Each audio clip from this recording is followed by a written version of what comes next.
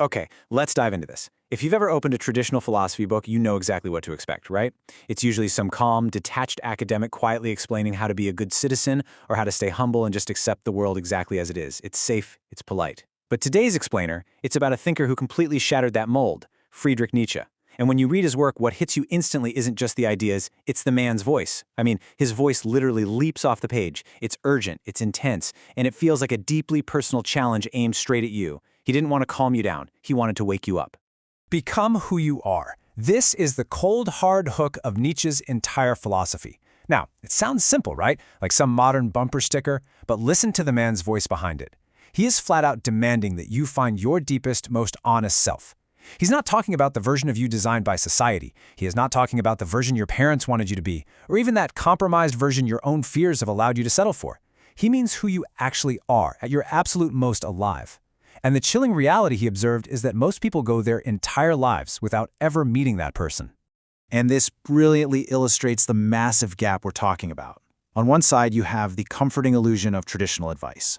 Be good, stay calm, be humble, just accept things. But look at Nietzsche's alternative. Become who you are at your deepest, most honest, most alive. You see, he believed that traditional advice was essentially just a blueprint for sleepwalking. To actually live authentically requires a radical unlearning.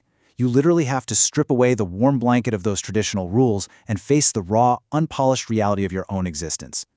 To really get this rebellious perspective, we have to look real quick at the man himself. Born in Germany in 1844, Nietzsche was an absolute prodigy. He became a full professor of philosophy at just 24 years old. I mean, most people are barely finishing their basic university studies by then. But shortly after, he did the unthinkable. He just walked away. He left all the prestige of academia behind and retreated to the Swiss Alps. Why? Because he had absolutely zero interest in standing at a chalkboard parroting what everyone already comfortably believed. He wanted to look at life directly, no illusions, and without the fairy tales we tell ourselves just to feel safe. Section 1. Waking up from the herd. So that brings us to the first major challenge. Those invisible forces constantly trying to design your life. Nietzsche called this dynamic the herd. Now let me be super clear here. He wasn't just throwing around a cheap insult. It was a clinical, highly dangerous observation. You see, the herd represents comfort. It represents safety. It's this incredibly tempting deal society offers you. Just adopt the opinions of the people around you, follow our cultural values without questioning them, and hey, we will keep you safe. But to become the awake person, to actually have your own judgment, your own values, and your own life, you have to realize what a terrible, terrible trade the herd is offering. You are literally trading the only thing that is uniquely yours for the temporary safety of borrowed opinions. So I want you to ask yourself this right now. It's the very first act of an awake person trying to break out. Look at your beliefs, your career, your lifestyle, and ask, did I choose this or was it chosen for me? Because honestly, until you confront that exact question, you cannot even begin to escape the herd. Section 2. Power over yourself. Let's move to and see how this builds into the specific mindset shift you absolutely need to break free from other people's rules. The will to power.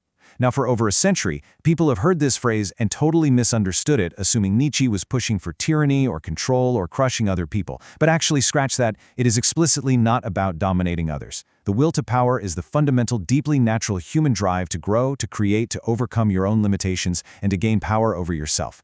Nietzsche saw that this beautiful, vital drive just slowly withers and dies inside of us when society teaches us to play small, to want less, and to just, stay comfortable.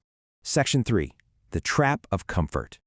To actually achieve that growth, we have to aggressively tear down our modern obsession with safety and ease. Comfort, in Nietzsche's eyes, not a luxury. It was a complete trap. Look, you have absolutely heard this quote before. It's printed on everything. What does not kill me makes me stronger. But while literally everyone knows it, almost no one actually lives by it. Think about it for a second. To genuinely live by this quote means you have to actively welcome difficulty instead of dodging it at all costs. It means when you hit a hard moment, you don't just see it as some annoying interruption to your perfectly planned day. You start recognizing it as the exact thing that is building you. Every single difficult conversation you don't avoid. Every deep fear you intentionally walk toward. Every brutal failure you somehow drag yourself up from. These aren't setbacks, guys. They are the forge. This is the fiery anvil where true character is built, where all that softness of modern comfort is just hammered out and replaced with genuine, unbreakable strength. Section 4. Loving your fate. But how on earth do we deal with the intense heat and pain of that forge, right? How do we survive a life that demands so much struggle? This is where Nietzsche's voice shifts. It slows down. He offers us something called Amor Fati, love of fate. So the crucial point is distinguishing this from just simple acceptance. Society constantly tells you to make peace with the bad things, to just sort of tolerate your lot in life. Nietzsche says no. He demands love. Active, genuine, wholehearted love of absolutely everything that happens to you, the failures, the deep uncertainties, and yes, the profound pain. Why? Because a person who can look at their entire messy life and say yes to it, not despite the suffering but including it, that person achieves complete freedom. They need absolutely nothing to be different than it is.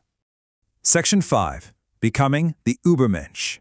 When you finally stop listening to the herd, when you embrace your own will to power, and when you truly practice Amor Fati, what do you become? You become the Ubermensch. Now we need to tear down the comic book myth right now. Often translated as Superman, this word has been completely distorted. The Ubermensch is not some genetically superior person, and it's definitely not a superhero running around in a cape. It's simply a direction of genuine, authentic, self-determined growth. It is the version of yourself you are always stepping into when you finally decide to live by your own values instead of borrowed ones. It's not about being perfect. It's about answering the core question, what kind of life do I actually want, and am I actively choosing it? Section 6. The ultimate life test. This brings us to the grand finale of this explainer. And it's not a scientific theory. It's a high-stakes psychological test of exactly how you are living today. I want you to imagine your exact life. Every single soaring joy, but also every agonizing regret. Every boring Tuesday, every painful goodbye, just looping infinitely, on repeat, forever. Could you say yes to that? Could you live in such a way that the thought of this infinite loop fills you with profound peace instead of absolute dread? If your answer is no, then what needs to change right now?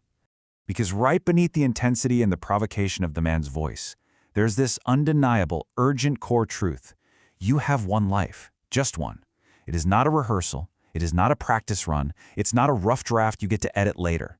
The greatest tragedy you could possibly suffer is reaching the very end of this one life, only to realize you spent the whole thing living someone else's version of it. Now, what's really interesting about this slide is that if you strip away all the theoretical philosophy, it leaves just you. If you removed every single expectation, every should, and every supposed to placed on you by everyone else, what remains?